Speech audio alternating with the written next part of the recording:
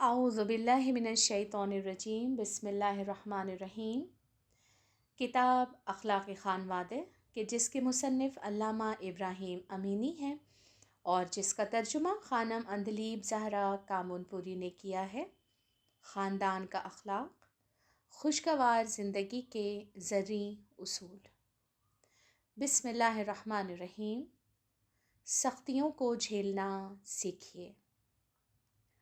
دنیا میں ہر ایک کے حالات ہمیشہ ایک سے نہیں رہتے۔ انسان کی زندگی میں ہزاروں نشیب و فراز آتے ہیں۔ کبھی انسان کسی شدید مرض میں مبتلا ہو جاتا ہے، کبھی بے روزگار ہو کر گھر بیٹھ جاتا ہے، کبھی ایسا ہوتا ہے کہ سارا مال و متاع لٹ جاتا ہے اور تہی دست ہو جاتا ہے۔ غرض کے انواع و اقسام کے حادثات اور پریشانیاں ہر انسان کی زندگی میں وقوع پذیر ہوتی رہتی ہیں۔ میاں بیوی جو رشتے ازدواج میں منسلک ہو کر ایک دوسرے کا ساتھ نبھانے کا عہد کرتے ہیں، اس رشتے کا تقاضا ہے کہ ہر حال میں ایک دوسرے کے یار و مددگار اور مونس و غمخوار رہیں۔ رشتے ازدواج اس قدر استوار اور محبت کا رشتہ اس قدر مستحکم ہونا چاہیے کہ ہر حال میں اپنے عہد و پیمان پر باقی رہیں، خوشی و غم ہر حال میں ساتھ رہیں، سلامتی اور بیماری، خوشحالی اور تنگ دستی ہر حال میں ایک دوسرے کا ساتھ دیں۔ خواہر عزیز، اگر گردش روزگار آپ کے شوہر کو تہی دست کر دے تو ایسا ہرگز نہ کریں کہ خود رنجیدہ ہو کر اس کے غموں میں اضافہ کریں اور اعتراض و شکایتیں کرنے لگیں۔ اگر شدید بیماری میں مبتلا ہو کر ایک مدت تک گھر بیٹھا رہا، اسپتال میں داخل ہو گیا، تو وفاداری اور انسانیت کا تقاضا یہ ہے کہ پہلے ہی کی طرح بلکہ پہلے سے بھی زیادہ اس سے محبت کا اظہار کریں اور نہایت صدق دل سے اس کی تیمارداری کریں۔ ایسے موقع پر تیمارداری اور روپیہ خرچ کرنے سے دریغ نہ کریں۔ اگر آپ کے شوہر کے پاس نہیں ہے لیکن آپ کے پاس ہے تو اپنے مال میں سے اس کے علاج کے لیے خرچ کیجیے۔ اگر آپ بیمار پڑ جاتی ہیں تو وہ اپنے امکان بھر اپنے مال کو آپ کے علاج و معالجے پر صرف کرتا ہے۔ اب اگر اس کے پاس نہیں ہے لیکن آپ کے پاس ہے تو وفاداری اور خلوص کا تقاضا ہے کہ اپنے مال و متاع کو اس کے لیے خرچ کیجیے۔ اگر اس حساس موقع پر آپ نے ذرا بھی کوتاہی کی تو وہ آپ کو ایک بے وفا اور خود غرض عورت سمجھے گا۔ جو مال دنیا کو اپنے شوہر کے وجود پر ترجیح دیتی ہے، ایسی صورت میں اس کے دل میں آپ کی محبت و الفت کم ہو جائے گی، حتیٰ کہ ممکن ہے اس قدر بیزار ہو جائے کہ آپ کو شریک حیات اور بیوی بنانے کے لائق نہ سمجھے اور طلاق کو ترجیح دے۔ ذیل کے واقعے پر غور کیجیے۔ ایک شخص نے عدالت میں بیوی کو طلاق دینے کی درخواست دی۔ اس نے اپنے بیان میں کہا کہ میں بیمار تھا اور ڈاکٹر نے آپریشن کرانے کے لیے کہا تھا۔ میں نے اپنی بیوی سے کہا کہ تمہارے پاس جو رقم جمع ہے وہ مجھے قرض کے طور پر دے دو، لیکن وہ تیار نہ ہوئی اور جھگڑ کر میرے گھر سے چلی گئی۔ مجبوراً مجھے ایک سرکاری اسپتال میں اپنا آپریشن کرانا پڑا اور اب میں صحت یاب ہو گیا ہوں، لیکن ایسی عورت کے ساتھ زندگی گزارنا میرے لیے محال ہے جو روپیے کو مجھ پر فوقیت دیتی ہو۔ ایسی عورت کو میں شریک زندگی کا نام نہیں دے سکتا۔ ہر انسان کا ضمیر اس بات کی تصدیق کرے گا کہ یہ شخص حق بجانب تھا۔ ایسی خود غرض عورت جو ایک ایسے حساس اور نازک موقع پر جب کہ اس کے شوہر کی جان خطرے میں پڑی ہو اور اپنے شوہر کو بچانے کے لیے اپنی جمع رقم خرچ کرنے سے دریغ کرے اور ایسی حالت میں اسے چھوڑ کر اپنے مائکے چلی جائے، واقعی شریک حیات جیسے قابل احترام مرتبے کی مستحق نہیں ہے۔ پیاری بہنوں، آپ اس بات کا دھیان رکھیں کہ ایسے حساس موقعوں پر انسانیت اور خلوص و ہمدردی کا دامن ہاتھ سے نہ چھوڑیں۔ اگر آپ کے شوہر خدا نخواستہ دائمی طور پر بیمار رہنے لگے ہیں تو ایسا ہرگز نہ کیجیے گا کہ ان کو اور بچوں کو تنہا و بے سرپرست چھوڑ کر چلی جائیں۔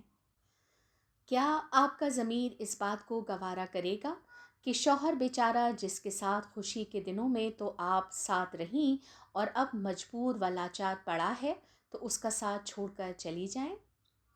کہیں ایسا نہ ہو کہ خود آپ بھی اس بلا میں گرفتار ہو جائیں۔ فرض کیجئے آپ نے طلاق لے لی اور دوسری شادی بھی کر لی، تو کیا خبر کہ وہ آپ کے حق میں اچھا ہوگا؟ خود غرضی اور ہوس بازی چھوڑ دیجئے، ایثار و قربانی سے کام لیجئے اور اپنے شوہر اور بچوں کا ہر حال میں ساتھ دیجئے۔ صبر و بردباری سے کام لیجئے، اپنے بچوں کی اچھی طرح تربیت کیجئے اور عملی طور پر انہیں ہر حال میں خوش رہنے اور ایثار و قربانی کرنے کا سبق سکھائیے۔ یقیناً اس کے عوض آپ کو دنیا و آخرت میں بہترین اجر ملے گا، کیونکہ آپ کا یہ عمل عین شوہرداری کا مصداق ہے کہ جسے جہاد سے تعبیر کیا گیا ہے۔ پیغمبر اسلام صلی اللہ علیہ وآلہ وسلم کا ارشاد گرامی ہے، عورت کا جہاد یہی ہے کہ اپنے شوہر کی اچھی طرح دیکھ بھال کرے۔ بسم اللہ الرحمن الرحیم۔ لڑائی جھگڑا نہ کیجیے۔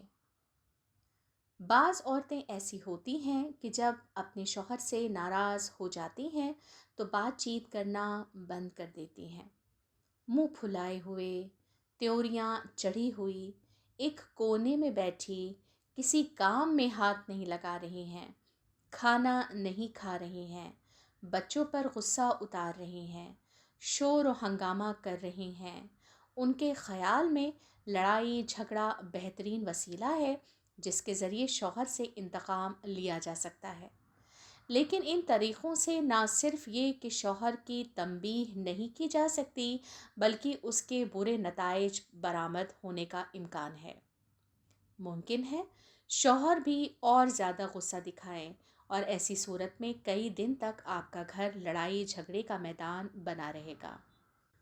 آپ چیخیں چلائیں گی، وہ بھی چیخیں چلائے گا۔ آپ برا بھلا کہیں گی، وہ بھی برا بھلا کہے گا۔ آپ بات چیت نہیں کریں گی، وہ بھی بات کرنا بند کر دے گا، یہاں تک کہ تھک ہار کر اپنے کسی دوست یا رشتہ دار کی وساطت سے کسی بہانے سے صلح کریں گی۔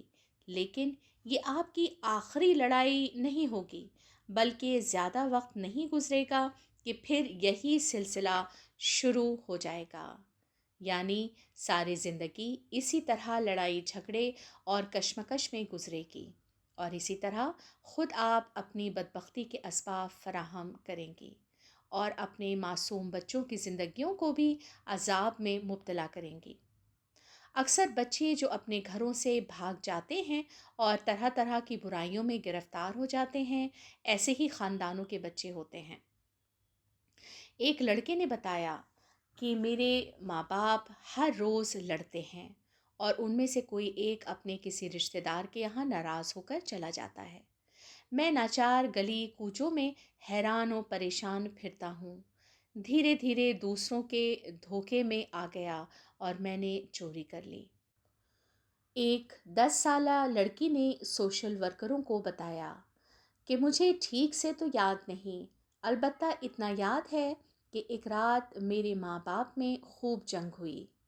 دوسرے دن میری ماں کہیں چلی گئی اور چند دن بعد میرے باپ نے مجھے میری پھوپھی کے سپرد کر دیا۔ کچھ مدت میں اپنی پھوپھی کے پاس رہی، پھر اس نے مجھے ایک بڑھیا کے حوالے کر دیا جو مجھے تہران لے آئی۔ چند سال سے میں اس کے پاس ہوں۔ یہاں میں نے اس قدر اذیتیں سہی ہیں کہ اب میں اس کے گھر جانا نہیں چاہتی۔ اس کے اسکول کی ٹیچر نے بتایا کہ ہمیشہ کی مانند اس سال جب اسکول کھلے اور نئے بچوں کے داخلے ہوئے تو ان میں یہ لڑکی بھی تھی۔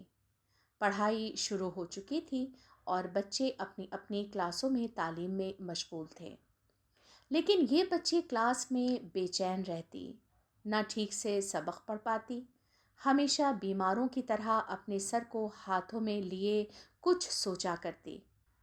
چند روز قبل میں نے چھٹی کے بعد اسے صحن کے کونے میں بیٹھا دیکھا۔ میں نے اس سے بہت کہا کہ گھر جاؤ، مگر راضی نہ ہوتی تھی۔ پرسوں پھر ایسا ہی ہوا۔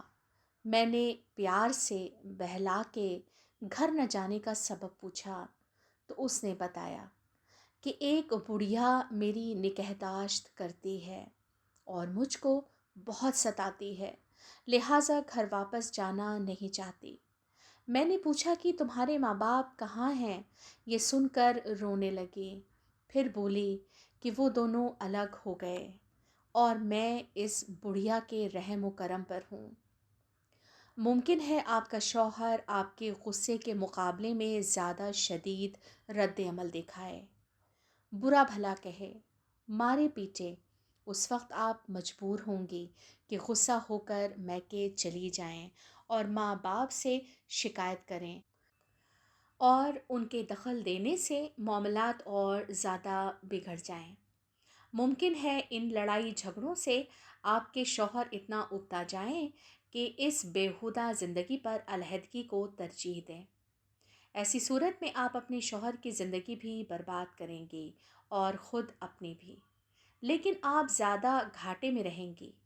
یا تو ساری عمر تنہا زندگی گزارنی پڑے گی اور ماں باپ کے سر پڑے رہیں گی، یقیناً بعد میں آپ پچھتائیں گی، لیکن اب یہ پچھتاوا بے سود ہوگا۔ ایک عورت نے بتایا کہ میں نے ایک نوجوان سے شادی کی، لیکن ہماری ازدواجی زندگی پائیدار ثابت نہیں ہوئی۔ نہ میں شوہرداری کے ڈھنگ سے واقف تھی اور نہ ہی وہ شادی شدہ زندگی کے طور طریقوں سے آشنا تھا۔ ہمارے درمیان دائمی طور پر جنگ رہتی۔ ایک ہفتے میں روٹھی رہتی، دوسرے ہفتے وہ روٹھ جاتا۔ صرف چھٹی کے دنوں میں ہمارے رشتہ دار ہمارے درمیان صلح کراتے۔ ان روز روز کے جھگڑوں سے میرے شوہر کا دل اچاٹ ہو گیا اور رفتہ رفتہ وہ دوسری شادی کے بارے میں سوچنے لگا۔ کم عمری کے سبب میں نے بھی اس بات کو کوئی اہمیت نہ دی اور اپنی اصلاح کرنے کے لیے تیار نہ ہوئی۔ ہم علیحدہ ہو گئے۔ میں ایک کمرہ کرائے پر لے کر وہاں تنہا رہنے لگی، لیکن جلدی ہی خطرات سے آگاہ ہو گئی۔ جن لوگوں سے میں آشنا ہوئی ان میں اکثر میرے حالات سے فائدہ اٹھانے کے چکر میں تھے۔ آخر کار میں نے ارادہ کیا کہ اپنے شوہر سے صلح کر لوں۔ اس کے گھر پہنچی، وہاں ایک خاتون سے ملاقات ہوئی۔ اس نے بتایا کہ وہ اس کی بیوی ہے۔